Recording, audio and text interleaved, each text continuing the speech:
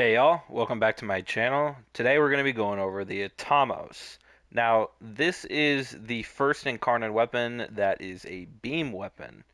So, how does it handle? Well, unfortunately, the weapon is pretty bad. Now, they did recently announce that the Gamma Core is going to be the next beam Incarnon weapon. I have high hopes for that. I actually put that in one of my secondary weapons I want to see get Incarnon adapters video.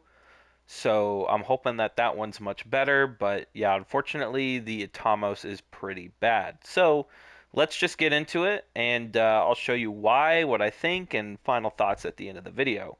So let's talk about the evolutions real quick first. Now, I don't think I'll ever run this weapon, but the first evolution is going to be, for me at least, is the Platted Virtue. Now, just for this demonstration, I am using Saren. She only has one mod inside, and that is just Prime Flow, so I can activate the perk on the evolution. So over 750 energy, you get times one critical damage. The other one is has to do with a shield break, but I thought I'd show this one because everybody talks about the other one. So this one is going to be preference. I went with the plus range. This is a beam weapon, so go with that. I would say you're probably going to be using the non-incarnate form more than the other form, just because the beam is actually still decent with the stat bumps that the adapter provides. And then we'll talk about the incarnate itself just shortly here. And then for the last one, now this actually already comes with like a base 40% status, so I would go with the crit chance to just bump it up with there. Now this is a non-riven build, and as you see, these are some pretty solid stats. 106, 8.4, 100, almost 150% status. So you think on paper it looks fantastic. Well, unfortunately, it's not. So anyway, here are the mods. Now, Galvanized Shot does not work with the Incarnate Form Radial Attack, unfortunately, but that 80% status chance is still super nice, so still take advantage of that. Plus, the Galvanized Shot will still work with the non-incarnate form. Everything else is pretty self-explanatory. Now, you could put in Primed Heated Charge over Scorch.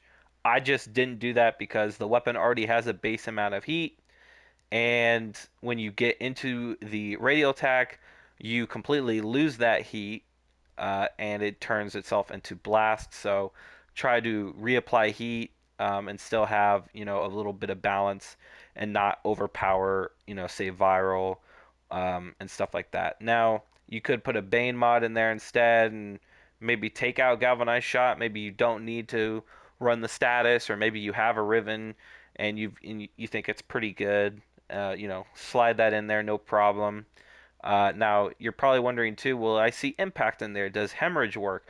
No, not really. Even though the fire rate is extremely slow in the incarnate mode here at 2.4, it actually already on its own procs it even without the creeping bullseye. Now you think, well, like, maybe it's good. It's not. It really doesn't do anything. It's really unfortunate. I just it's unfortunate this weapon is just not that good. Now for damage, I am using Cascadia Flare.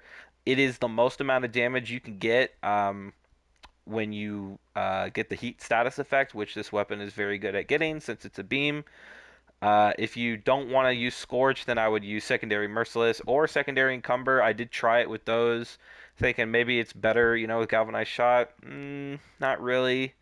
Like I said, I did try a couple different builds with this weapon, and without making the video super duper long, which I don't want to because this weapon doesn't deserve it. As you can see here, I have some Corpus Tex. Now this is probably going to be the main enemy type you want to go against because they don't have any armor. They just have shields. And if you look, it does pretty decent there. Even, you know, one shot killed a couple of them.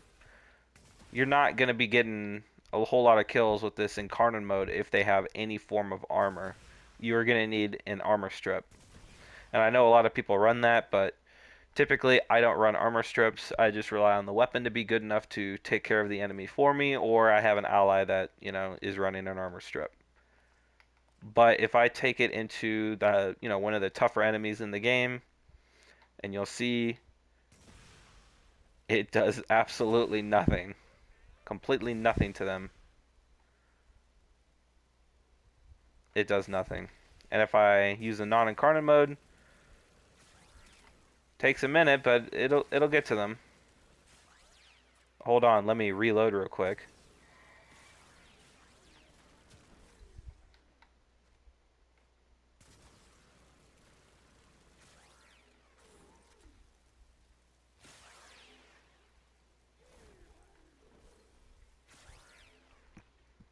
There you go. One full mag killed 2.5 enemies. If you saw my Lex review, you'll see that that's what a real secondary is. This is not good at all. It's honestly quite mediocre. It's still a really good early game, weapon, for low MR players, which is I think what they were kind of going for here is just to, allow new players who chose the Duviri side to still kind of take advantage of the Atmos if they got it early and they actually really like it. And of course they're not going to be in Steel Path, so this is going to feel really strong to them. But one of the things I think DE was kind of aiming for is to have both forms be equally useful, and that just kind of turns into a jack of all trades, master of none sort of situation, where they're both okay, but they both don't excel whatsoever.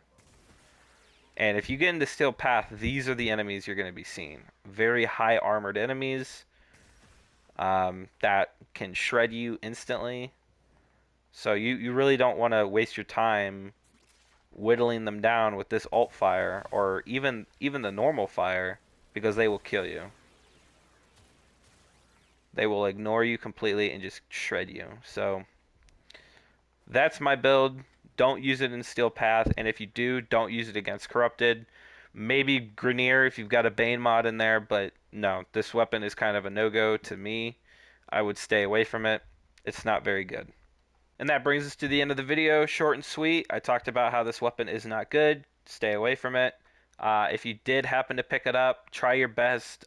Use it sparingly, because I don't see a lot of people talking about this weapon even over YouTube, at least for the last month since it released quite a while ago. This is the second go around. And yeah, this video is a tad bit late. If you keep up to date in my community notes, you'll see that my AC actually died on July 4th. It was horrible. I had to leave my house, bring my dog with me, and check into 2 different hotels throughout the week just to survive. If you don't know, I live in Arizona, where it's pretty much the temperature of the sun 9 months out of the year.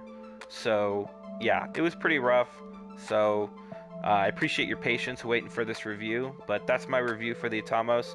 Stay tuned. This is actually going to be a double upload. I'm going to release my Vasto Prime Incarnon review right after this one. So thank you again so much for watching, and peace out.